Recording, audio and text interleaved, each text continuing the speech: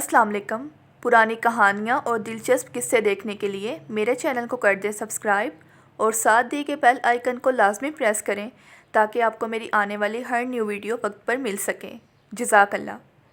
दूर तक जाती सुनसान सड़क और गहरा होता अंधेरा आबिद की परेशानी में इजाफा कर रहा था। एक तो ऊपर से अजनबी शहर, कोई जान पहचान वाला भी नहीं था। वो परेशान नज़रों से अपने चारों तरफ देख रहा था। बस से उतरने के बाद आबिद को समझ नहीं आ रहा था कि वो किस जानिब जाए। उसे लग रहा था कि उसने यहाँ आने में जल्दबाजी से काम लिया है, मगर वो भी क्या करता। गुर्बत ने उसे यहाँ शहर आने में मजबूर किया था। गांव में कोई ऐसा काम नहीं था जिसे करके वो अपनी माँ और अपने छोटे बहन भाइयों की किफ़ालत करता। आबिद के वालिद इसकी कम उम्री में ही फोत हो गए थे।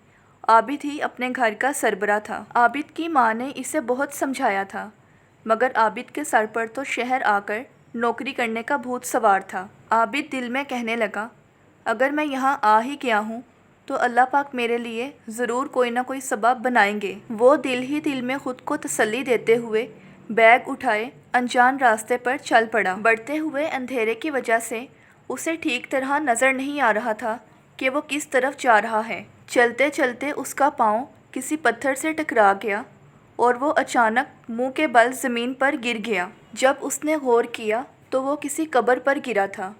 आबिद ने जब ये देखा तो उसके जिस्म में तो सनसनी सी दौड़ गई। वो जल्दी से घबरा कर अपने कपड़े झाड़ कर खड़ा हो गया। वो इस वक्त किसी कब्रिस्तान में खड़ा था। जब आबिद ने ये मंज़र देखा तो वो घबरा कर जल्दी जल्दी आगे की तरफ बढ़ने लगा। चाँद की हल्की रोशनी में अब वो बहुत गौर से देखभाल कर आगे की तरफ चल रहा था और तेज़ तेज़ कदम उठा रहा था ताकि वो कब्रिस्तान की हदूद से बाहर निकल आए। बात सुनो बेटा। अपनी पुश्त पर किसी मर्दाना आवाज़ पर वो इतना खौफज़दा हो गया कि पीछे देखे बगैर वो तेज़ी से भागने लगा। भागते भागते वो कब्रिस्तान की हदूद से बाहर निकल आया। अरे बेटा, मेरी बात तो सुनो, वो आदमी उसके पीछे आते हुए बोला। डरो नहीं, मैं इसी जगह का रहने वाला हूँ। वो उम्र रसीदा आदमी था और आबिद की आंखों में छाए हुए डर को देखकर उसे तसल्ली देने लगा। मैं यहाँ से गुज़र रहा था कि मेरी नज़र तुम पर पड़ी। क्या तुम इस जगह पर नए हो? आबिद मुतमईन होते हुए बोला, जी मैं गांव से आया हूँ यहाँ नौकरी की तलाश में, मगर मैं यहाँ पर किसी को नहीं जानता और मुझे रिहाइश का भी कोई अता पता नहीं। रिहाइश की तुम फ़िक्र न करो, यहाँ करीब ही मेरा घर है, तुम वहाँ रह सकते हो। बूढ़े की पेशकश पर आबिद की खुशी की तो इंतहा न थी। पर किराया क्या होगा आपका? किराए की तुम फ़िक्र मत करो, जब तक तुम्हारा दिल करे तुम वहाँ रह सकते हो। मैं और मेरी बीवी ही होते हैं घर में। हमारा अकेलापन भी दूर हो जाएगा और तुम्हारा रिहाइश का मसला भी हल हो जाएगा। आबिद को यकीन नहीं आ रहा था कि इतनी जल्दी उसके लिए इतनी आसानी हो जाएगी। बातें करते करते वो दोनों एक घर की तरफ आकर रुक गए। घर काफ़ी पुराना और खस्ता हालत का लग रहा था। वो आदमी ने दरवाज़ा खोला और आबिद को अंदर ले आया।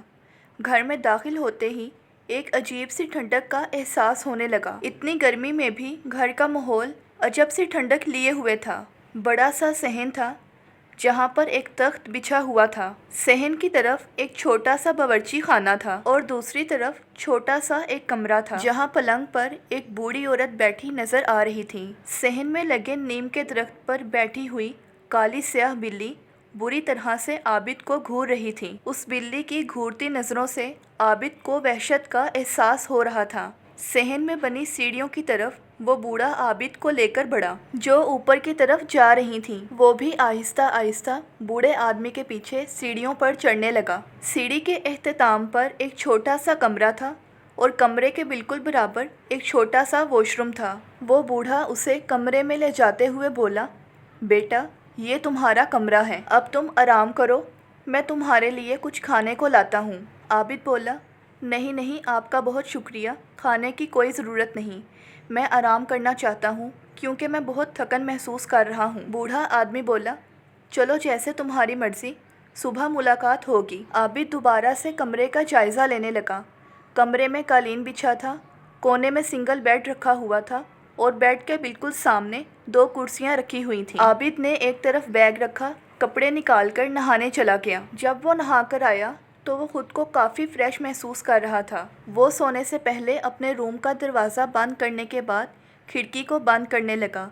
یہ کھڑکی سیڑھیوں کی طرف کھلتی تھی۔ اسی کمرے میں دوسری کھڑکی بھی تھی جو روڈ کی طرف کھلتی تھی۔ عابد اس کھڑکی سے باہر کی طرف دیکھنے لگا تو وہاں سے نظر آتے قبرستان پر اس کی نظر پڑی۔ اس نے گھبرا کر کھڑکی بند کر دی اور بیڈ پر آ کر لیٹ گیا۔ اسے بہت تھکاوٹ تھی اس لیے وہ لیٹتے ہی سو گیا۔ صبح اس کی آنکھ دروازے پر ہونے والی دستک سے کھلی۔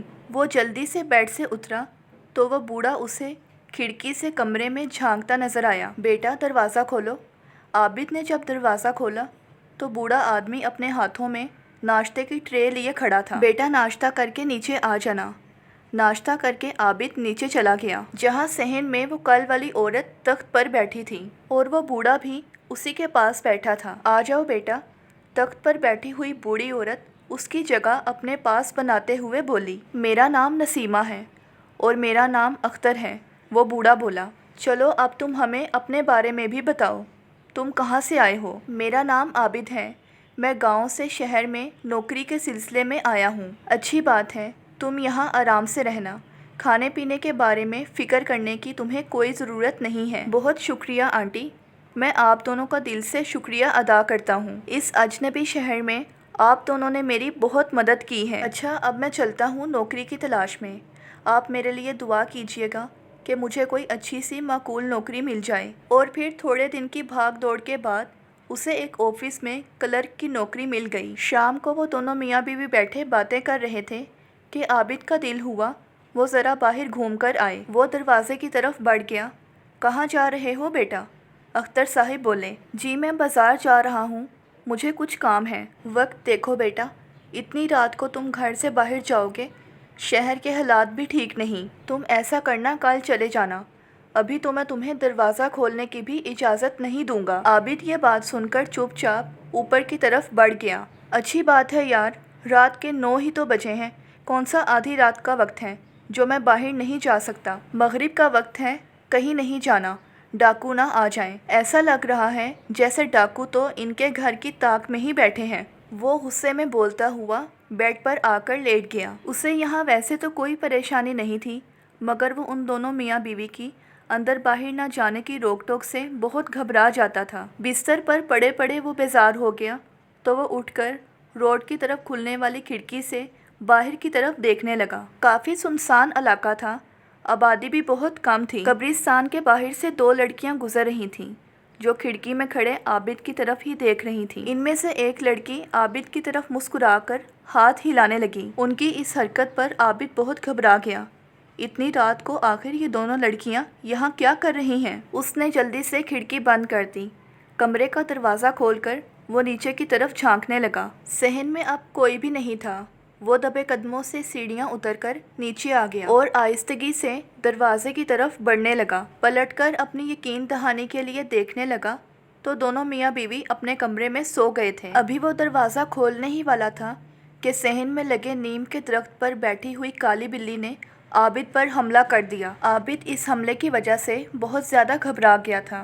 وہ کالی سیاہ بلی عابد کو بری طرح سے گھور رہی تھی۔ وہ گھبرا کر اوپر کی طرف بھاگا تو پیچھے سے کسی نسوانی قہقہے کی آواز پر وہ بدحواس ہو گیا جیسے اس کے ارادے کو ناکام بنانے پر کوئی ہنس رہا ہو۔ وہ دروازہ بند کر کے بری طرح سے کانپنے لگا اور بہت خوف محسوس کرنے لگا۔ وہ ساری رات جاگتا رہا اور کہیں فجر کے وقت اس کی آنکھ لگی۔ اگلے دن جب وہ آفس سے گھر واپس آ رہا تھا تو پیچھے سے لڑکی کی آواز پر وہ پلٹ کر دیکھنے لگا۔ کیسے ہیں آپ؟ یہ وہی 2 لڑکیاں تھیں جن کو رات کے وقت عابد نے کھڑکی سے دیکھا تھا۔ ان میں سے ایک شوق سی لڑکی مسکراتے ہوئے کہنے لگی، ہم نے اس دن آپ کو دیکھ کر ہاتھ ہلایا تھا مگر آپ نے تو غصے سے ایسے کھڑکی بند کی جیسے ہم آپ کو گولی مار دیں گے۔ اب اکثر آفس سے آتے جاتے عابد کی ان دونوں سے ملاقات ہو جایا کرتی تھی۔ جس وقت عابد آفس سے گھر آتا تھا وہ دونوں اکیڈمی سے گھر واپس آتی تھیں۔ بقول ان دونوں کے عابد کو شوخ و چنچل سی الشبہ اچھی لگنے لگی تھی۔ اب یہ دونوں ایک دوسرے کو سمجھنے لگے تھے اور عابد اپنے گھر کی طرف سے بھی مطمئن تھا۔ اب یہ پابندی سے اپنے گھر خرچہ بھیجتا تھا۔ گھر میں سبھی اس کی نوکری سے بہت خوش تھے کیونکہ اب عابد کے گھر کے حالات بہتر ہونے لگے تھے۔ ایک شام الشبا نے اس سے رات ملنے کی فرمائش کی۔ عابد کہنے لگا، نہیں الشبا، تم میرے مالک مکان کو نہیں جانتی۔ وہ مغرب کے بعد مجھے گھر سے باہر نہیں نکلنے دیتے اور میری چوکی داری کے لیے ایک بلی بھی وہاں موجود ہے۔ وہ ان کو بلی والا واقعہ سنانے لگا کہ ساتھ کھڑی فاطمہ زور سے ہنسنے لگی۔ اس کے ہنسنے پر عابد کو غصہ آ گیا اور وہ الشبا سے ملنے کی حامی بھر کر گھر واپس آ گیا۔ رات کو جب اختر صاحب اوپر کھانا لے کر آئے تو عابد یوں محسوس کروانے لگا جیسے وہ سو گیا ہے، اور پھر وہ نیچے جھانک کر صحن میں دیکھنے لگا کہ کوئی ہے تو نہیں۔ پھر وہ اطمینان سے نیچے چلا آیا۔ وہ دونوں میاں بیوی اپنے کمرے میں سو رہے تھے۔ اس نے صحن میں لگے درخت کی طرف دیکھا تو وہاں پر وہ کالی بلی بھی موجود نہیں تھی۔ سکھ کا سانس لے کر وہ دروازہ آہستہ سے کھول کر باہر چلا آیا، جہاں الشبا اس کا انتظار کر رہی تھی۔ عابد الشبا کو دیکھ کر کہنے لگا، فاطمہ نہیں آئی؟ الشبا بولی، نہیں، فاطمہ کہہ رہی تھی آج میری کچھ طبیعت ٹھیک نہیں، اس لیے تم اکیلی چلی جاؤ۔ عابد غور سے الشبا کی طرف دیکھنے لگا جو واقعی میں ہی بہت حسین تھی۔ آؤ پارک میں چلتے ہیں۔ الشبا عابد کو سامنے بنے قبرستان کی طرف لے آئی۔ اتنی رات کو وہ قبرستان میں جاتے ہوئے گھبرا رہا تھا۔ الشبا بولی، ارے ڈرو نہیں، اس قبرستان کے ساتھ ہے پارک۔ عابد الشبا کے ساتھ اس پارک میں چلا آیا۔ وہ اس پارک میں پہلی مرتبہ آیا تھا۔ الشبا اسے اپنے بارے میں بتانے لگی کہ وہ اور فاطمہ دونوں بہت اچھی سہیلیاں ہیں اور دوسرے شہر سے پڑھائی کرنے کے لیے یہاں آئی ہیں۔ ارے باتیں کرتے کرتے پتہ ہی نہیں چلا۔ عابد نے جب اپنی گھڑی کی طرف دیکھا جو رات کے 2 بجا رہی تھی۔ اف، اتنی دیر ہو گئی ہے۔ وہ گھبرا کر کھڑا ہو گیا۔ ہاں چلو، مجھے بھی واپس جانا ہے۔ الشبا بھی اس کے ساتھ گھبرا کر کھڑی ہو گئی۔ وہ دونوں باتیں کرتے کرتے پارک سے باہر نکل آئے۔ قبرستان میں کھڑا گورکن عابد کی طرف گھورتی نظروں سے دیکھنے لگا۔ اس کی نظروں سے غائب ہوتا عابد الشبا کو خدا حافظ بول کر گھر واپس آ گیا۔ گھر میں داخل ہوتے ہی اس کی نگاہ درخت پر بیٹھی اس کالی بلی پر پڑی جو عابد کو ہی گھور رہی تھی، اور ساتھ ہی اسے آنٹی کی آواز آئی، آ گئے تم؟ تمہیں منع بھی کیا تھا کہ اتنی رات کو گھر سے باہر نکلنا ٹھیک نہیں ہے، مگر تم تو سنتے ہی نہیں۔ اف، آنٹی جاگ رہی ہیں۔ عابد سر پکڑ کر رہ گیا۔ چلو اب آ گئے ہو تو کھانا کھا لو، تم نے تو رات کو بھی کھانا نہیں کھایا تھا۔ تخت پر میں نے تمہارے لیے کھانا رکھا ہوا ہے۔ باورچی خانے سے نسیمہ آنٹی کی آواز آ رہی تھی۔ عابد شرمندہ ہوتے ہوئے تخت پر پڑی کھانے کی ٹرے کی طرف بڑھ گیا اور وہیں بیٹھ کر وہ کھانا کھانے لگ گیا، کیونکہ اسے بھوک بہت زیادہ لگی تھی۔ کھانا کھانے کے بعد وہ باورچی خانے کی طرف بڑھ گیا اور بولا، سوری آنٹی، اب آپ کو دوبارہ شکایت کا موقع نہیں ملے گا، اور کھانا بہت ہی مزے کا تھا۔ یہ الفاظ اس کے منہ میں ہی رہ گئے جب اس نے دیکھا کہ وہاں کوئی بھی موجود نہیں تھا۔ وہ خوفزدہ نظروں سے آنٹی کے کمرے کی طرف دیکھنے لگا جو اپنے بیڈ پر آرام سے سو رہی تھیں۔ ارے یہ کیا ہو رہا ہے میرے ساتھ؟ وہ گھبرا کر اوپر چلا آیا۔ اگلے دن اسے چھٹی تھی۔ وہ صحن میں تخت پر بیٹھے انکل آنٹی کے پاس چلا آیا اور وہ ان سے پوچھنے لگا، آپ دونوں کی شادی کو کتنے سال ہو گئے ہیں؟ 50 سال ہو گئے ہیں ہماری شادی کو۔ میں بیاہ کر اس گھر میں آئی تھی، اولاد کے لیے بڑی دعائیں کیا کرتی تھی، پر ہوئی نہیں۔ نسیمہ آنٹی ماضی کو سوچتے ہوئے آپ دیدہ ہو گئیں۔ میرے تو بس یہی بچے ہیں۔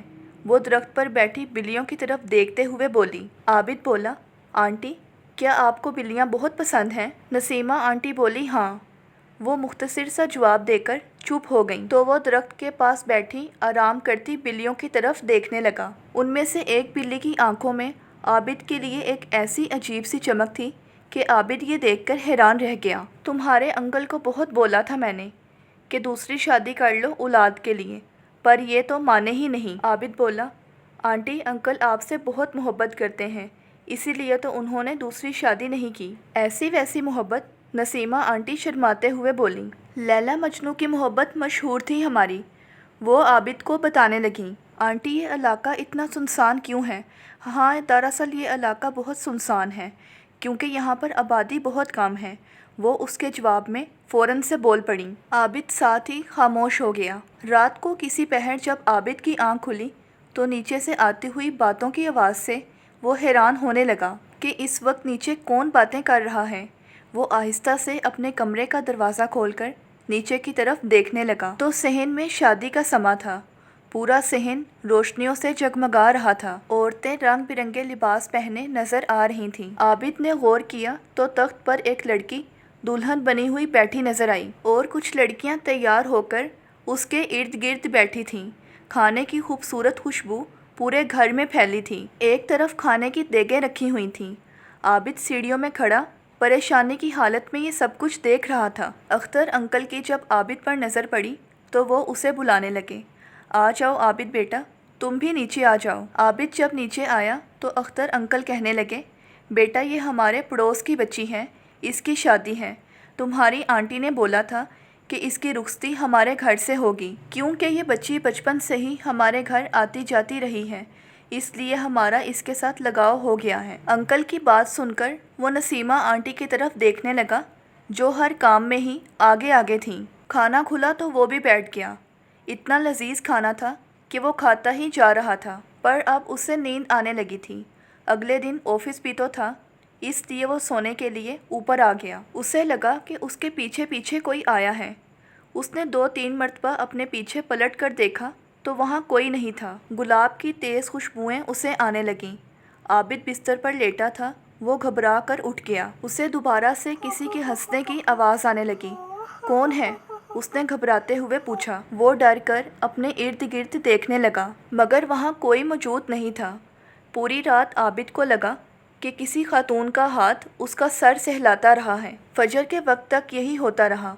ऑफिस में भी उससे काम ठीक तरह नहीं हो रहा था, क्योंकि वह सारी रात सोया नहीं था। शाम वापसी में घर की तरफ आते हुए उसे अलिशबा मिल गई। अलिशबा को देखते ही आबिद के सारे दिन की थकन दूर हो गई थी। वो उसे लेकर पार्क में बैठ गया और वो दोनों बातें करने लगे। आबिद उसे बताने लगा, पता है कल मेरे मालिक मकान के घर उनके पड़ोस की लड़की की शादी थी। दुल्हन देखकर मुझे ख्याल आया कि एक दिन तुम भी ऐसे ही दुल्हन बनी बैठी होगी। काश, अलिशबा धीरे से बोली। क्या मतलब? वो नासमझी से बोला। अलिशबा बोली, काश ऐसा हो कि मैं तुम्हारी दुल्हन बनकर बैठी रहूं। ऐसा ज़रूर होगा अलिशबा। मैं परसों ही गांव जा रहा हूं। गांव जाते ही मैं माँ से तुम्हारे बारे में बात करूंगा। अलिशबा बोली, क्या तुम सच में मुझसे शादी करोगे? आबिद कहने लगा, मैं तुमसे वादा करता हूँ, मैं तुमसे ज़रूर शादी करूँगा। वो अलिशबा को यकीन दिलाते हुए बोला। घर आकर वो तैयारी करने लगा, बैग पैक करने लगा, क्योंकि परसों वो गांव के लिए निकल रहा था। आज रात भी उसे अलिशबा ने पार्क में मुलाकात के लिए बुलाया था। पार्क से वापसी में कब्रिस्तान के रास्ते से आते हुए आबिद का पाँव किसी पत्थर के साथ टकरा गया और वो धड़ाम से किसी कब्र पर गिर गया। उसने जल्दी से मोबाइल की टॉर्च जलाई ताकि रास्ता देख सके। मोबाइल की रोशनी सीधी कब्र की तख्ती पर पड़ी। आबिद की नज़रों के आगे अंधेरा आ गया था। कब्र की तख्ती पर लिखा था अख्तर खान।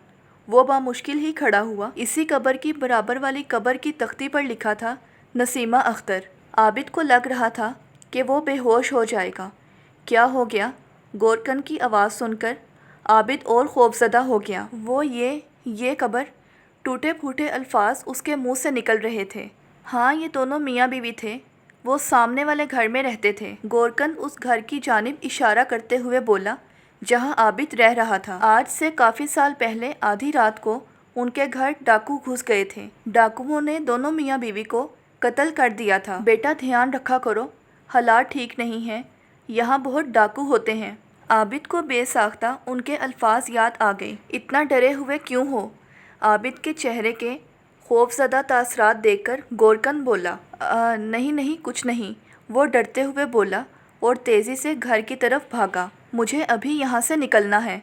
वो खौफ से धड़कते दिल के साथ घर में दाखिल हुआ। वो तेज़ी से ऊपर चला आया और अपना सामान समेटने लगा कि अचानक दरवाजे पर होने वाली दस्तक से वो उछल सा गया। सीढ़ियों वाली खिड़की से देखा तो सीढ़ियों में अलिशबा खड़ी हुई थी। अलिशबा, तुम यहाँ कैसे? वो पसीना साफ करते हुए बोला। अलिशबा बोली, आबिद, मैं भी तुम्हारे साथ चलूँगी। इसकी बात पर आबिद सर हिलाता और जल्दी जल्दी से अपनी चीज़ें समेटता। आबिद के दिमाग में एकदम से ये बात आई, अलिशबा, तुम्हें कैसे पता कि मैं जा रहा हूँ? तुम कहीं नहीं जाओगी अलिशबा। तुम इस तरह से अपने कबीले की नाफरमानी नहीं कर सकती। पीछे खड़ी फातिमा बोली। आबिद हैरान परेशान ये सब कुछ देख रहा था। आबिद, الشبا نے آپ کو حقیقت بتانے سے منع کیا تھا، لیکن میرے خیال سے اب آپ کو حقیقت سے واقف کر دینا چاہیے۔ الشبا کے لاکھ روکنے کے باوجود فاطمہ عابد کو بتانے لگی کہ ان کا تعلق جنوں کے قبیلے سے ہے اور صحن میں لگے نیم کے درخت پر عرصہ دراز سے وہ اپنے آباء و اجداد کے ساتھ رہتی چلی آ رہی ہیں۔ وہ جو بلیوں کے روپ میں آپ نے دیکھا تھا وہ ہم ہی تھے۔ پہلے دن ہی جب آپ نے اس گھر میں قدم رکھا تھا تب سے ہی آپ الشبا کو اچھے لگنے لگے تھے۔ میں نے اسے بہت روکا تھا کہ الشبا باز آ جاؤ، یہ ٹھیک نہیں ہے، مگر اس نے اپنی مرضی کی۔ اب اگر یہ آپ کے ساتھ جائے گی تو ہمارے قبیلے کے بڑے تو ویسے ہی اسے جان سے مار ڈالیں گے، اور الشبا کے ساتھ ساتھ آپ کی جان کو بھی خطرہ ہے۔ نسیمہ آنٹی جب بیاہ کر آئی تھیں تب بھی ان کو یہاں ہماری موجودگی کا پتہ چل گیا تھا۔ ان کی کوئی اولاد نہیں تھی، ہم ہی ان کی بیٹیوں کی طرح ہیں، پر وہ دونوں بھی کب کے مر چکے ہیں۔ یہ گھر خالی، ویران اور کھنڈر ہے، ادھر کوئی بھی زندہ نہیں ہے۔ اس رات جو آپ نے شادی دیکھی تھی وہ ہمارے قبیلے کی ہی لڑکی کی شادی تھی۔ عابد کو لگ رہا تھا کہ اس کا دل کسی بھی وقت بند ہو جائے گا، وہ پورے کا پورا پسینے میں بھیگا ہوا تھا۔ عابد، تم کہیں نہیں جاؤ گے بیٹا، تم تو ہمارے بیٹوں کی طرح ہو۔ اختر انکل سیڑھیاں چڑھ کر عابد کی طرف آنے لگے۔ عابد نے خوف سے جلدی سے دروازہ بند کر دیا۔ اے اللہ میری مدد کر، میں کہاں جنوں اور روحوں میں پھنس گیا ہوں۔ وہ پھوٹ پھوٹ کر روتے ہوئے اپنے لیے اللہ سے مدد مانگنے لگا، کلمہ پڑھنے لگا، آیت الکرسی پڑھنے لگا، اور پوری رات دروازے پر وقفے وقفے سے ہونے والی دستک اور نسیمہ آنٹی کی سسکتی ہوئی آواز، اس کو جانے مت دیں، میں نہیں جانے دوں گی، میرا کوئی بچہ نہیں، عابد میرا بیٹا ہے۔ یہ سب آوازیں عابد کے کانوں میں ہتھوڑے کی طرح برس رہی تھیں، اور ساتھ میں نسوانی بین کرتی ہوئی آواز جو الشبا کی تھی۔ عابد، تم ایسا کیسے کر سکتے ہو؟ تم اچھے سے جانتے ہو کہ میں تمہارے بغیر نہیں رہ سکتی۔ اب تم نے تو مجھ سے وعدہ کیا تھا نا کہ تم مجھ سے ہی شادی کرو گے۔ عابد، میں تمہارے ساتھ گاؤں چلوں گی۔ وہ دونوں ہاتھ کانوں پر رکھے دروازے سے پشت لگائے بیٹھا رہا اور کلمہ پڑھتا رہا۔ فجر کے وقت آوازوں کا سلسلہ ختم ہوا۔ اس نے آہستہ سے دروازہ کھول کر نیچے دیکھا جہاں اب خاموشی تھی۔ وہ بیگ اٹھائے اندھا دھند سیڑھیوں سے اترا اور دروازہ کھول کر باہر کی طرف بھاگا۔ وہ بری طرح سے بس بھاگ رہا تھا، اور باہر روڈ کی طرف آ کر وہ آسمان کی طرف دیکھ کر اللہ کا شکر ادا کرنے لگا کہ اس کی جان بچ گئی، اور اسے یقین نہیں آ رہا تھا کہ وہ زندہ بچ کر آ گیا ہے۔ یہ سوچ کر اس کے رونگٹے کھڑے ہو رہے تھے کہ وہ 6 ماہ تک جنوں اور روحوں کے ساتھ رہا ہے۔ اب اس بات کو 10 سال گزر گئے ہیں، اور عابد پچھلے 8 سالوں سے اپنی ماں اور بیوی بچوں کے ساتھ اسی شہر میں مقیم ہے۔ آج پھر عابد جب اسی گھر کے باہر سے گزر رہا تھا تو وہ دوبارہ سے وحشت ناک ہو گیا، کیونکہ اس گھر میں کوئی بھی مقیم نہیں تھا۔ وہ گھر ویران اور کھنڈر تھا، اور عابد کبھی دوبارہ غلطی سے بھی اس راستے سے نہ گزرا۔